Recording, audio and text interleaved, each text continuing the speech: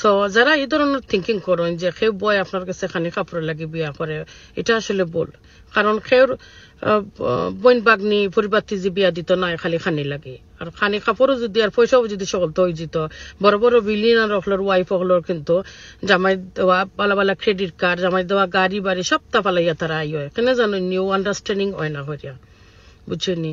So ওখান মাথাত রাখবো, আমরা অত দূরে যাইবার হাম না। এই যে মুসলিম হিসাবে আপনার বেটাইন তোরে খিতা খাওয়া গেছে, একজন বেটি মানুষের বিয়া করবার আগে আপনার মাঝে থাকতে হইব আপনি ঠিক মতো প্রোভাইড করতে পারবানি, আপনি ঠিক মতো প্রোটেক্ট করতে পারবানি। এই প্রোভাইড করার মানে নাই খানি কাপড় দিয়া চেষ্টা করে বয়াত রাখলা, আর প্রোটেক্ট করার মানে নাই খামো যাইতে সময় তালামারি গেলা গিয়া কন্ট্রোলিং করলা, বান্ধি খাটাইলা, এটার মানে নাই। প্রোভাইড এন্ড প্রোটেক্ট খিতা হয়ে গেছে, ওগুলা আসলে বুঝক্কা। আর যদি বুঝুন না আমরা নবী আসেন, নবীজিরও তো আপনারা বেটাইতে একটু বালা ফলো করেন, বিকজ তাই বিয়া করছেন, আপনারা আরো এলাউড আছে।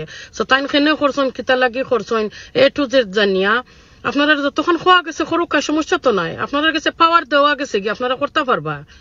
আপনারা যদি সুজা পত্রিকা বেখাতে রাবায় আটইন, আর যদি অসহায় বাটিন তোরে সহায় করার যাইন গিয়া না জানিয়া না বুঝিয়া, তইলে নিজে দেবে অসহায় রাস্তায় রাস্তায় পাগল হইয়া ঘুররা। আশা করি বুঝতে পারছেন। থ্যাংক ইউ, আল্লাহ হাফিজ।